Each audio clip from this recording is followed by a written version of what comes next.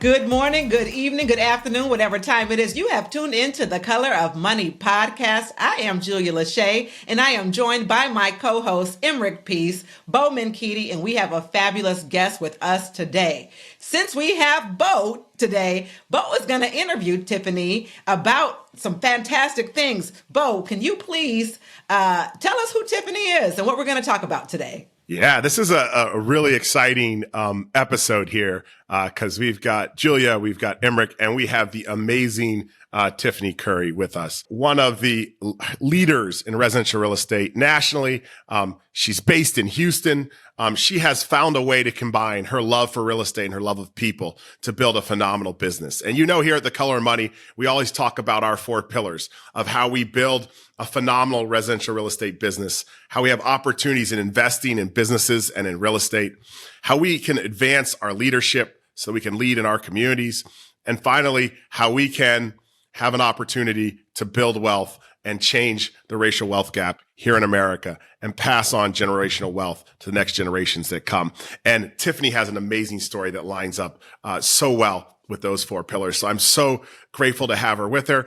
For those of you who don't know, just a little bit of hype about Tiffany.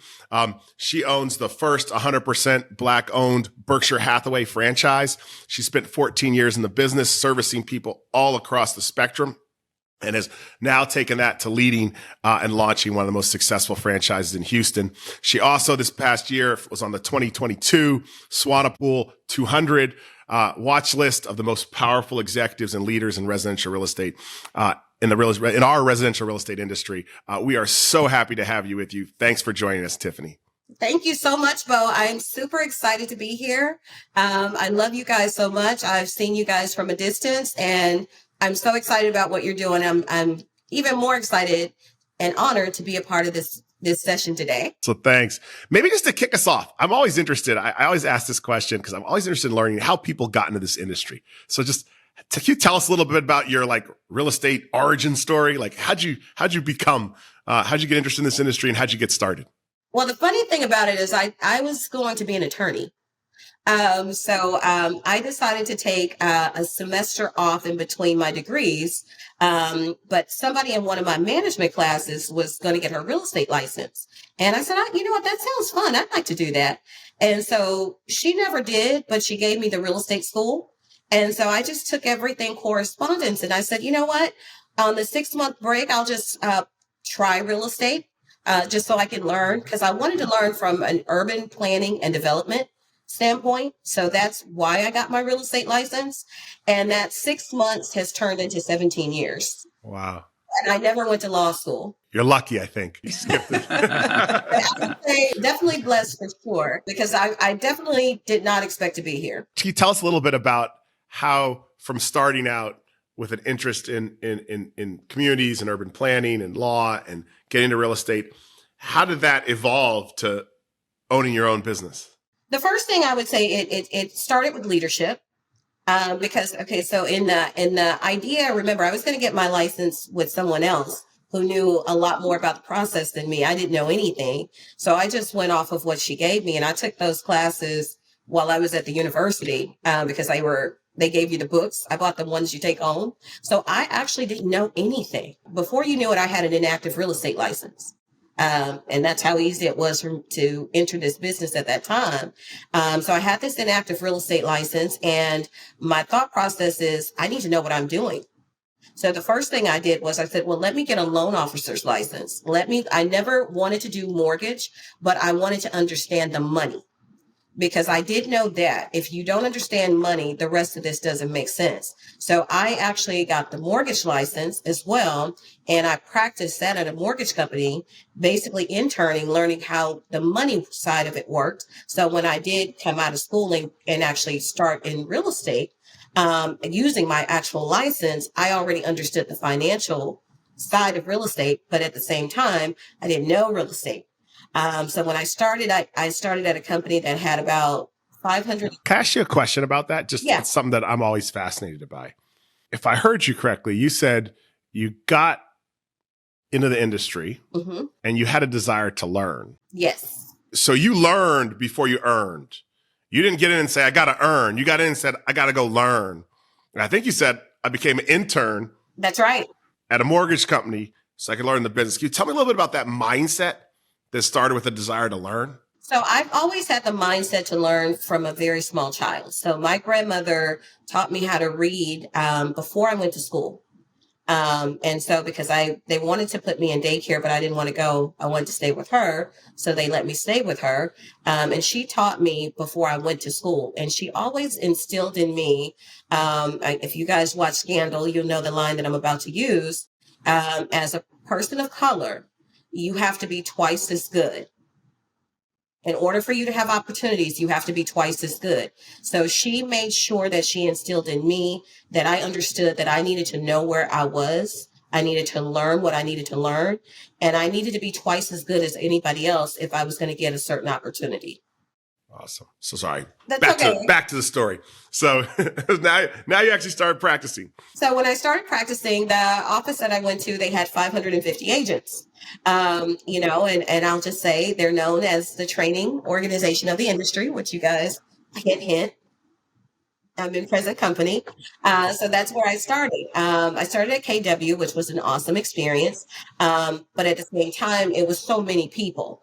And so what happened with that, I was brand new. I didn't actually go to real estate school. I took everything correspondence. So there was a gap. So I will say that for people that take your stuff correspondence, yes, you save on time, but there's no substitute for being in class and learning amongst other people. That's the one thing that I learned. If I could do it all over again, I would have done it that way.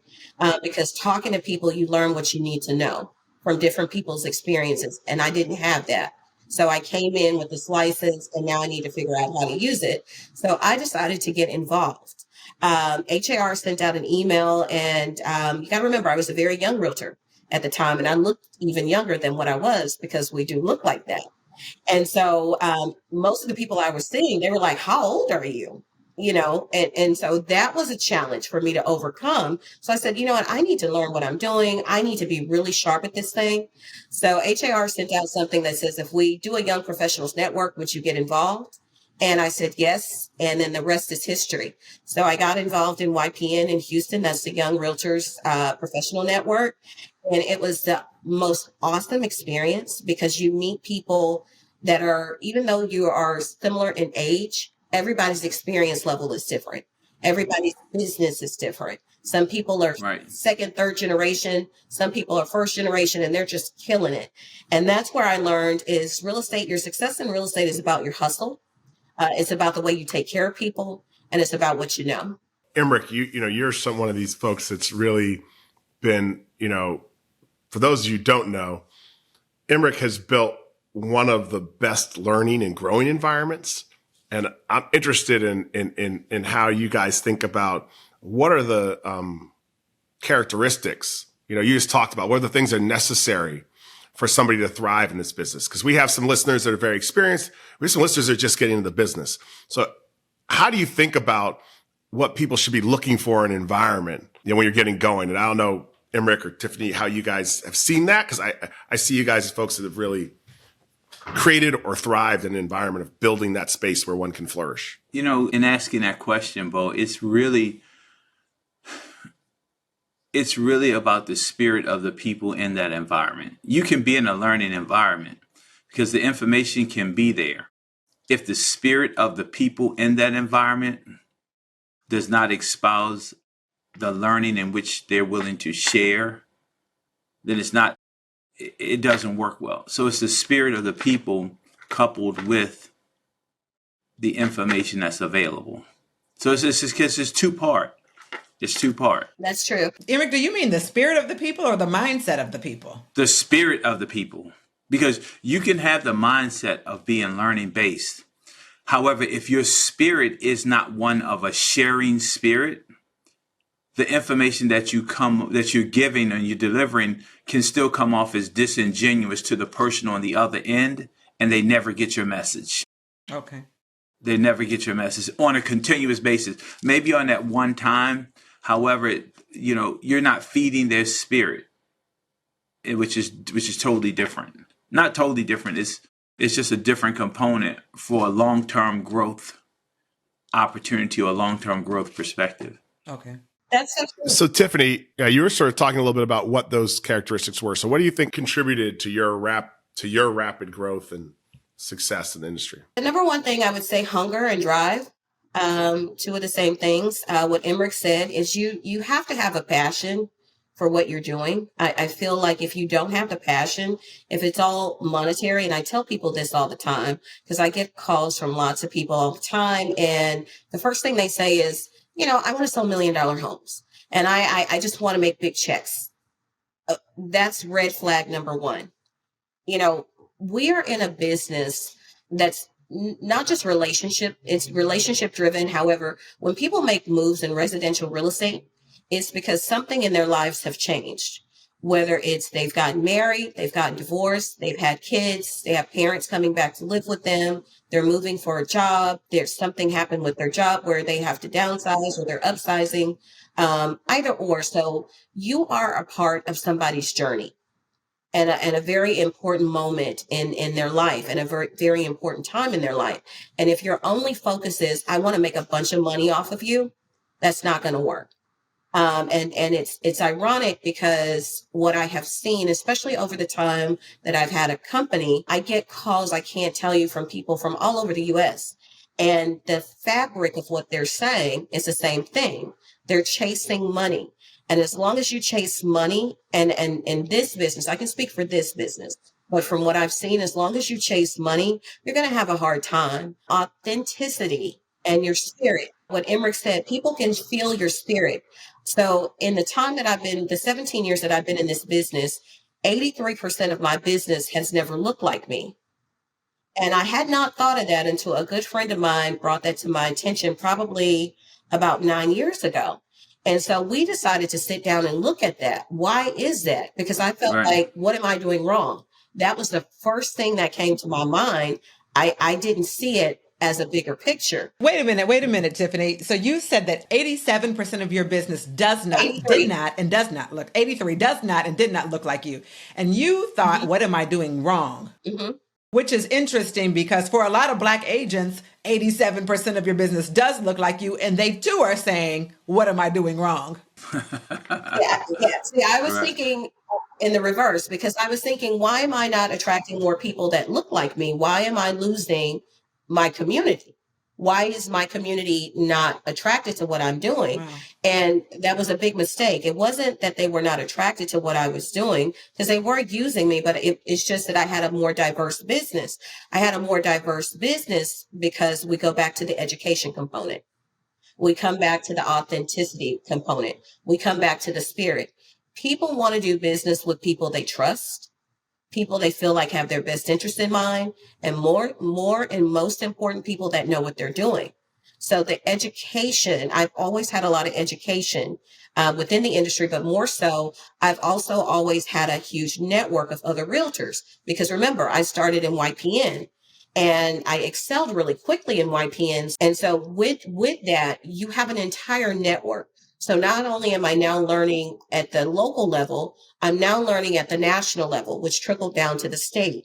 And now I'm touching a variety of people. And that's why my business looks different, is because when people think of Houston, Texas, and they want something done right, they think of Tiffany Curry. They're not thinking of the color of my skin or my gender. They're thinking of my capabilities, my competence. And so that's what involvement in education does. And also community. I want to say this. Before I say anything else, community. You have to be plugged into your community. Find what you are passionate about. I know that I love children. I love that the elderly. I want to make sure that they're taken care of, the underserved and underserved communities, because I know that they're forgotten about, especially with regentrification, and also animals. Those three things are a big thing for me. And I spend time doing those things that I love and that are passionate to me. I have a balanced life. And that's a big word, balance. So when you compile involvement, education, and balance, you are going to have a diverse business. And it's interesting that you said that, Tiffany. I'm coming back to what you said, what's wrong? It's not a question of what's wrong.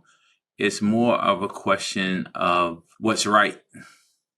And when I say what's right is that when you don't have fear of situations, you usually attract more things of what you're less fearful of.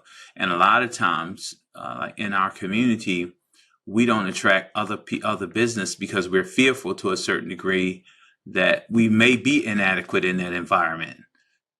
And that's just something different. And I know Bo can relate to that because we've had all kinds of conversations. I was like, I'm trying to hold back and not go there, Emmerich. I was like, we're gonna actually gonna have this conversation or not? And so it's it goes. It's not a what's wrong. Yeah. It's a confidence thing, and you have the ability to attract other people to you because of a certain confidence level, and you don't fear that environment. And we just have to be comfortable in we have to be comfortable in most environments. That's a lie if we say we're going to be comfortable in all environments. That's just not true. We have to be comfortable in most environments. And then something else you said something about chasing money. Mm-hmm. I have a saying about chasing money. The only way you can ever chase something is if it's running from you. Oh, I love that. You can't chase something that's not running from you. And a lot of times people find themselves chasing money and money's running away from them because they're not operating from a spirit of abundance and they're operating from a sense of lack. And most people, when they're chasing money, they never catch it. So if a few people do, most people don't ever catch it because of the spirit in which they're operating, which is the spirit of lack and not a sense of abundance. So it goes both ways. Well, I'm feed my soul right now when you said abundance. Come on. I want to know what Bo had to say about it. It's amazing. Oh, look at you. You got to start some trouble. No, my point was very simple. Like Emmerich and I used to talk about this all the time because there's an opportunity, in real estate, it's powerful to build strength within a community or a niche.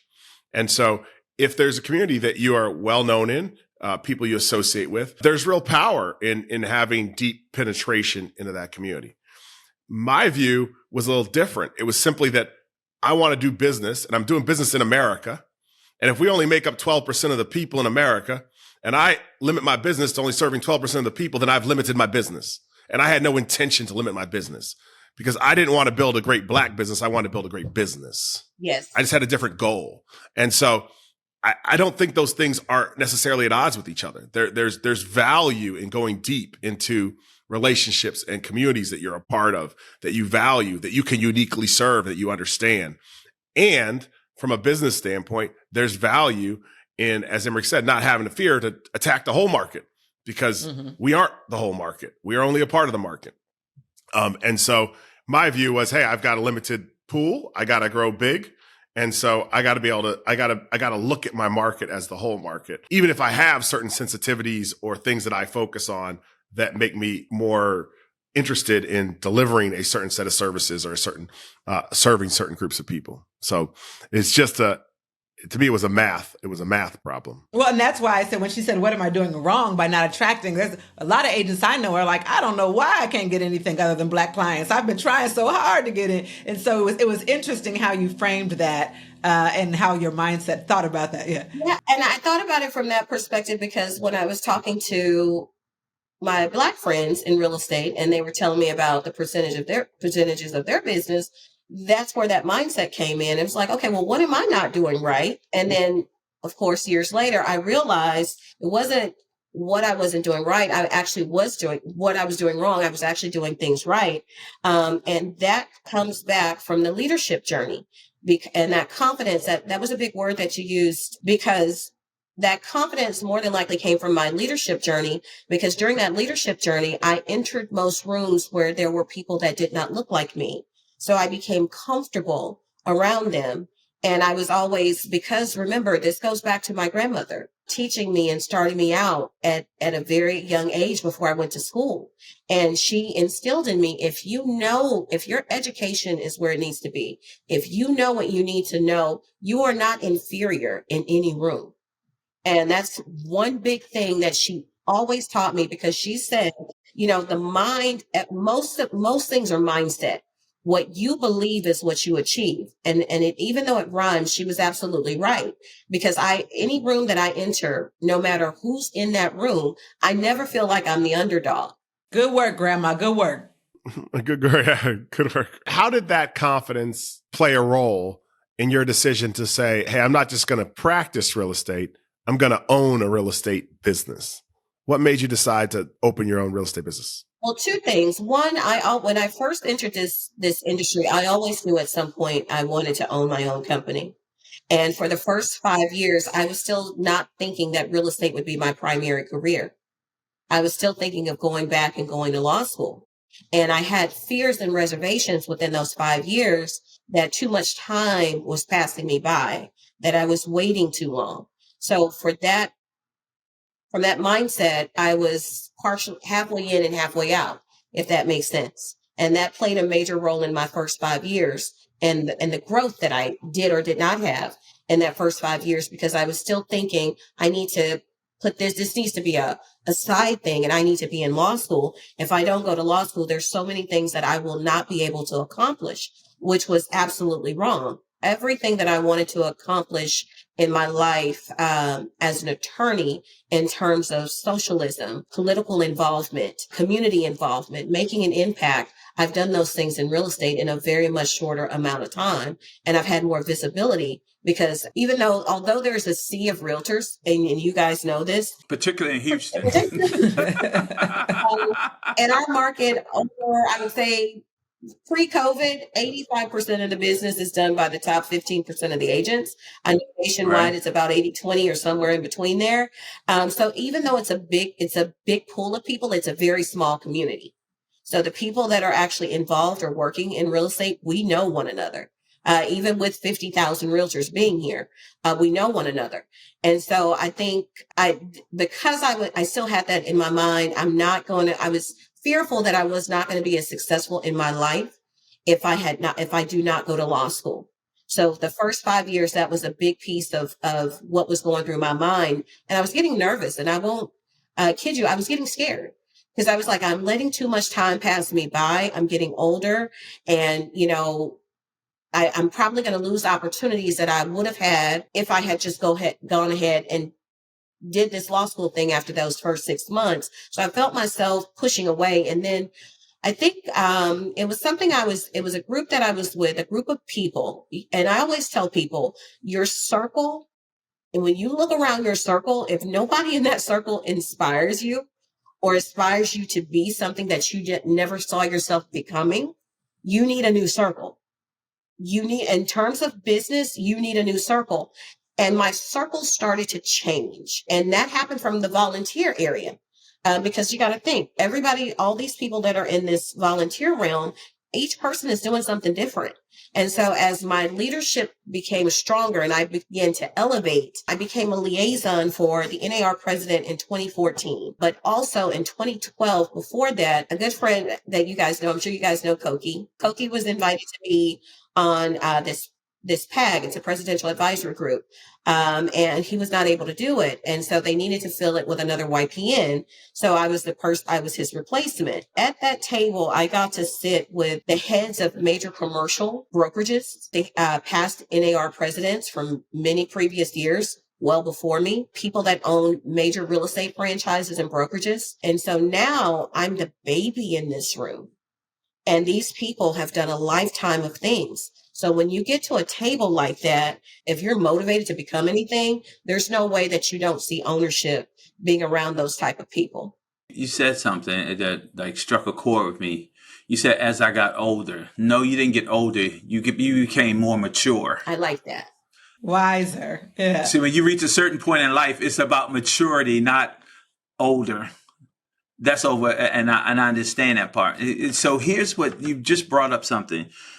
You mentioned something you just brought out other topic, which is ownership. And that's part of what we talk about, real estate ownership. I get all of the things. I'm inspired at YPN. That's all flowery and fluffery. But let's talk about the ownership part, because that's what people thrive for. You said you always wanted to own your company. Let's talk about this whole real estate ownership and this whole component of that, whether it be your building that you're talking about you want to own, whether it be investment properties, it's other businesses. The real estate business she owns, yeah. Where are you in that space, in the ownership? Yeah, the real estate business, you just wake up and own a real estate business. You got to do something, right? Yeah, you don't wake up and just own a real estate business. So I've actually had my broker's license several years before I actually owned my company. When I was running my team, I knew that there were tax advantages, and that's it. That's the mindset. You're already thinking in that space. So my business was structured, even though it was under another umbrella or a bigger umbrella.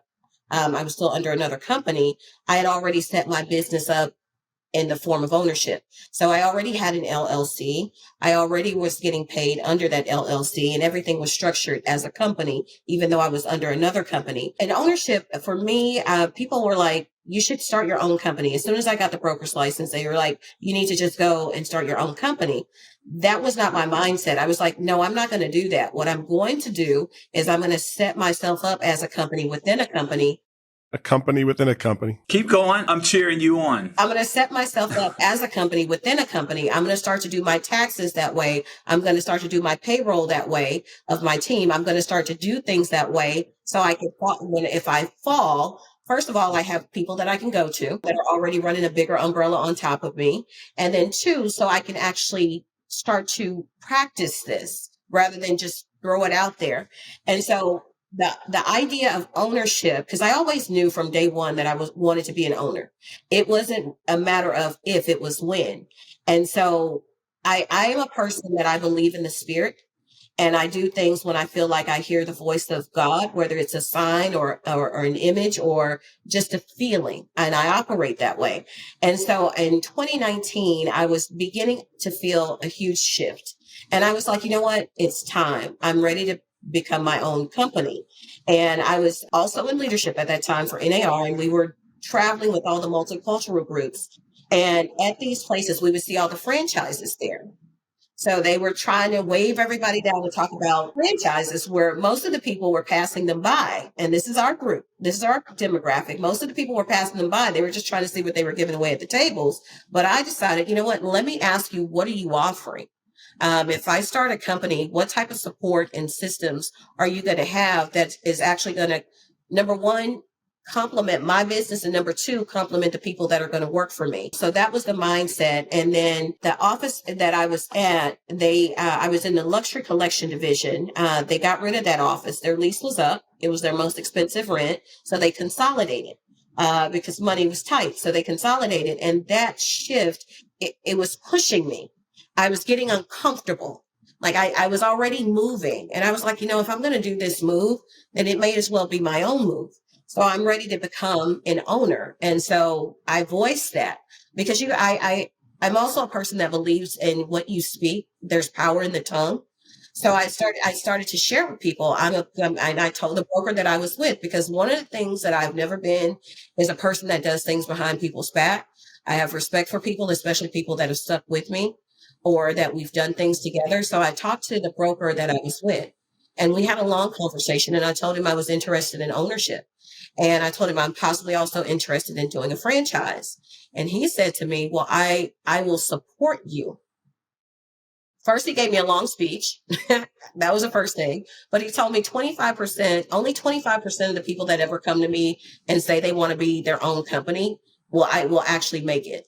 And he said, and make sure you understand this. It's not that they're not top producers, because they typically are. He said, but being a top producer or a successful realtor is completely different than being a successful company owner. Those are two different things. So he says a lot of top producers think because I'm making all this money or I'm selling all this real estate, I can do the same thing I can be a successful company owner. But he said there are two different things. He said a lot of realtors, from my experience, aren't good business people. And I was like, whoa, but I was like, I wasn't really hearing that, because that's not what I was thinking. I wanted to do what I wanted to do. But we did have this conversation. We did sit down and have this conversation. And I told him I was interested in doing a franchise.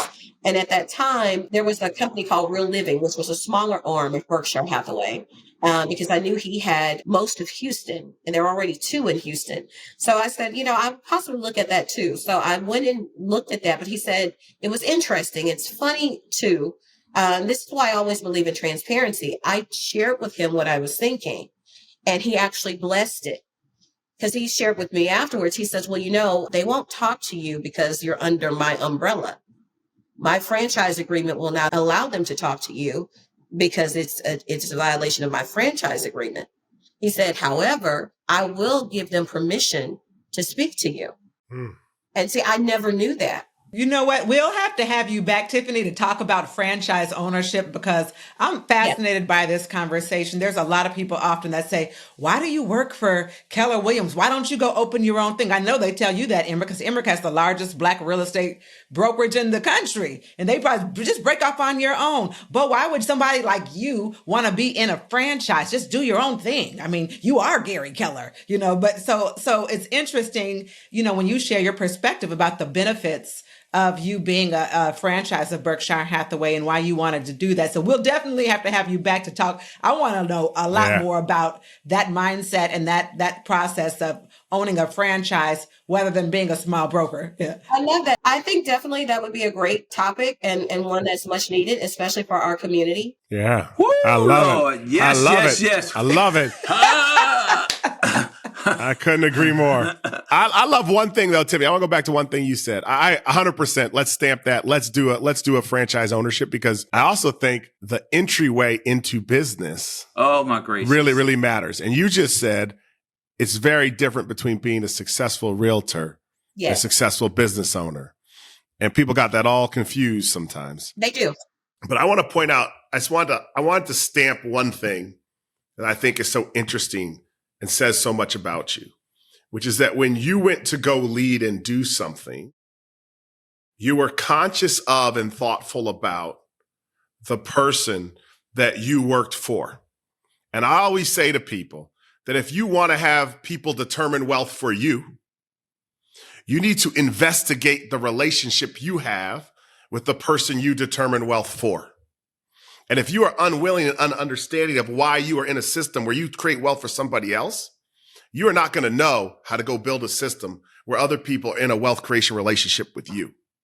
And so we talk about leverage and, in KW, you talk about wealth determiners and everybody's talking about, I got to go find me some buyer agents and some wealth. I'm going to sit and sip my cocktail on the beach and they're going to just send checks to my mailbox. But ultimately, if you don't understand why you might be in a system, if you don't understand why Emrick Peace chooses to create value for somebody else, that's it. Then you don't really actually understand why anybody's going to create value for you.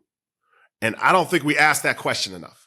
Bo, and it's interesting that you said that way, because like Tiffany's path, and she said, I wanted to work in a system, under a system to understand what this business runs like. And then I can go and create a business. That is that is the best way to do it, because that's not the way I did it. And that's not the way you did it either, Bo. If we had to take a look at it, what happened is we were blessed to have some type of internal compass to be able to run a business like this and have the right people around us to help us run a business like this, to miss a lot of the pitfalls and the mines. But what that meant was that we put a whole bunch of extra hours in to try to cultivate that business, to even get it to grow, whereby we probably could have been far leaps up beyond and ahead of where we are if we had really worked under a system to understand what the system represents before we jumped out there. And I'll be transparent about that. And so that was a great thing. And that whole thing of ownership, particularly in our community, that's another conversation. We're going to talk about that. But we always want to own something. The reality is that we don't know how to run what we want to own. We want to own something and don't know how to run it. Yeah.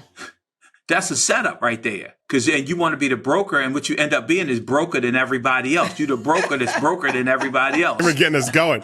But this idea, right? Like this idea, and I think, you highlight this so well, this idea that ownership in and of itself, we glorify ownership in today's society, but ownership's not equal.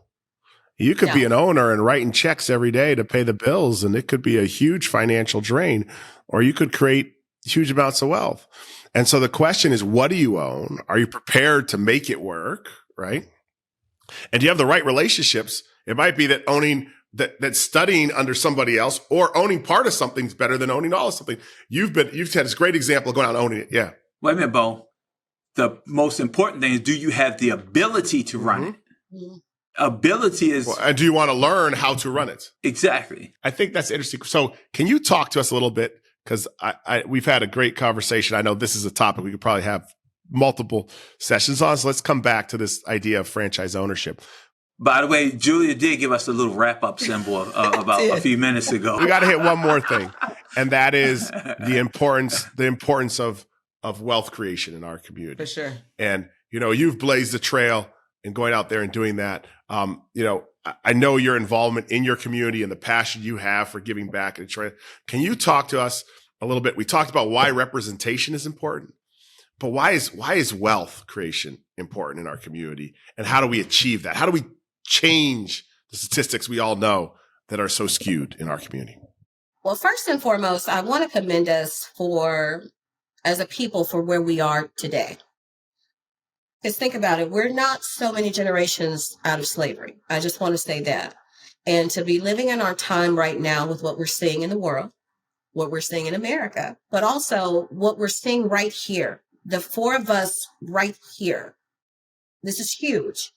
So although we still have a long way to go, we have still come a very long way. So building wealth is crucial for our community. And when I say our community, I want us to understand too, because oftentimes a lot of us have to pay what's called the black tax, where we're passing money forward to our parents and grandparents that we're not passing anything back to our children, where other cultures are doing the opposite. The parents and grandparents are passing money down to their children. And I got to see that firsthand in my business because remember, it's very diverse. So a lot of young people, professionals that were buying homes that I was helping, I was also with their parents were also involved as well because they were giving them the 20% down payment because they don't want them to pay PMI, or they were buying it cash with the money that they inherited. And so much of my business was like that for a certain demographic. But it wasn't our demographic. Our demographic was scraping to get the down payment.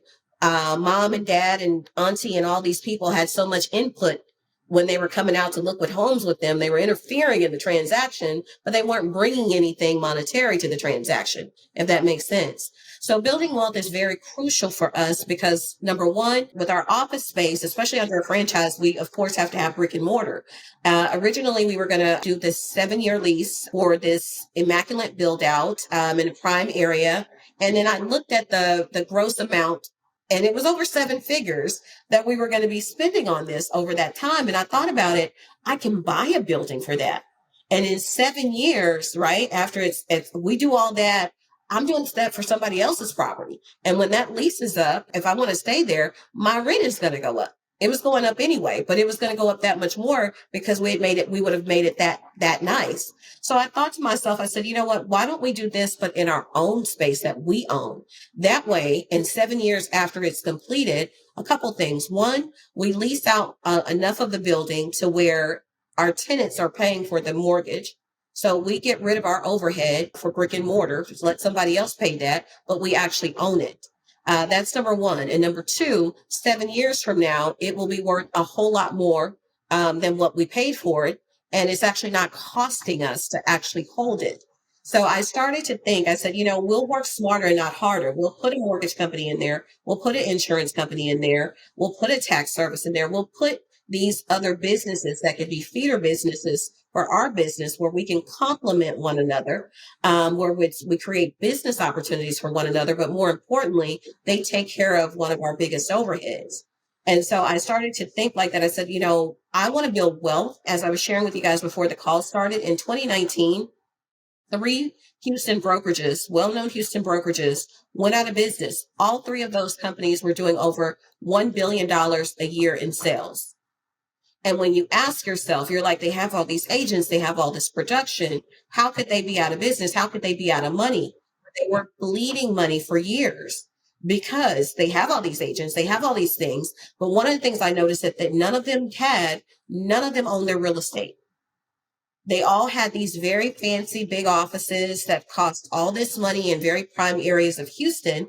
But that was money going to a landlord. That was not money coming back to them. And so when you think about it, you have all these expenses. So when you think about ownership of something, and this is why a lot of people fail in ownership, is you have to watch the money. You have to watch the money.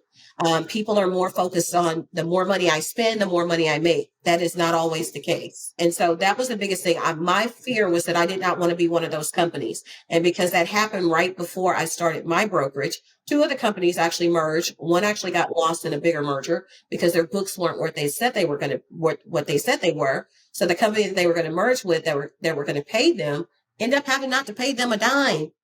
They end up getting their agents for nothing. And these companies have been in business longer than I've been alive. I just want to tell you that without saying names. And so when you think of that, somebody that has built these type of businesses that are doing over $1 billion a year in sales, and they're leaving this industry with nothing. So building wealth was the number one component. So owning our space that we're in, that's number one on our component list. The other thing for me, remember we talked about urban planning and development. We want to build communities. We know what our communities need. We know what they're missing. We know what they're lacking. And who better to instrument that or spearhead that or be a part of that than us? We know the city. We know the opportunity. We know what appreciates. And why not use the community to help build that? So we are actually getting involved in crowdfunding, where you're actually giving the community a chance to actually invest in itself. So there are a lot of different things in terms of building wealth. The other thing that I learned from another organization, they want to triple their wealth in this country through real estate. That's by owning the home they're in, owning at least one investment rental property, and then owning the commercial business that they're in, or either owning a commercial space and leasing it to the business. One of the things with the second property they wanted to own, the second residential property, this was their mindset, and I didn't share this with you guys. The thought process and the mindset for them with owning two pieces of real estate at least was when they leave this to their kids can actually take over the property, renovate it to their personal taste, and not have a mortgage. Think about that. You're going to leave these to your kids. So you can come in and, because they were also showing 15-year mortgages, right? The benefits of having 15-year mortgages. Well, if I buy two properties right now, and one of them is an investment property, I have a child today, 18 years later, when I get ready to turn this property over to them, they don't have to pay rent. They can start in that house. So that was the idea of building generational wealth. So we have to create, it's not, and I always tell people this, it's not how much money you make, it's how you use what you make. That's a big thing. The other thing is, and I know this is a different day and a different time, I've gotten involved in global real estate. That's been a big thing for me. And of course, I look different from what is typically in global. But in global, originally I was working with people coming from different countries, working with brokers from different countries, working from that perspective. Now going forward, for 2025, we want to sell globally as well.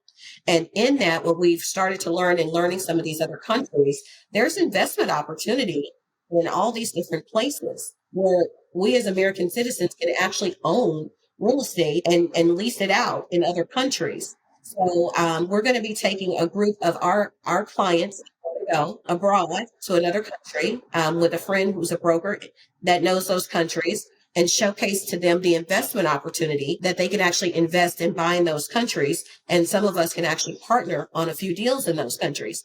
And for me, it's my business has always been about one thing. That's taking care of people and giving them something that they could not think of themselves, whether it's efficiency, it's opportunity.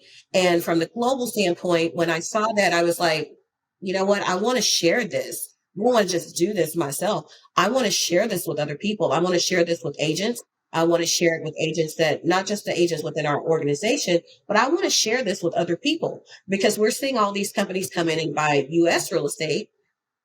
We need to be buying U.S. real estate, but also we can buy real estate in other countries. So when you go on vacation, you don't have to go to an expensive hotel. You can actually stay in your own property. And guess what? If you want to give your client, or you're trying to get a big account, you want to impress them. Hey, look, you can go stay the week at my spot here. Everything is courtesy of me, or for your best clients. And so it was about more than just one transaction. It was about something greater, but it was also an opportunity to build wealth around what we were already doing. Well, it is so exciting, Tiffany, to have you with us today. Your story is powerful from sort of just checking out real estate, leaving a law career to getting into this, to building your own brokerage. It's also very clear that your story's only partially written and that there's a lot more to do. And so it's been a pleasure having you here on the Color of Money podcast. I love the way that you don't think about days and dollars. You're thinking about decades and generations and legacy and impact, and stretching our minds to go further. Because when we care about people, when we care about leaving a legacy, and we open our minds to new things, there's so much possibility that can come about. So we are so grateful to have you, and we look forward to having you back to dig into some of the other topics that we had today. I can't wait. Definitely. Thank you so much, Tiffany. And thank you everyone for tuning in to this episode of the Color of Money podcast. This podcast is for general informational purposes only. The views, thoughts, and opinions of the guest represent those of the guest and not KWRI and its affiliates, and should not be construed as financial, economic, legal, tax, or other advice. This podcast is provided without any warranty or guarantee of its accuracy, completeness, timeliness, or results from using the information.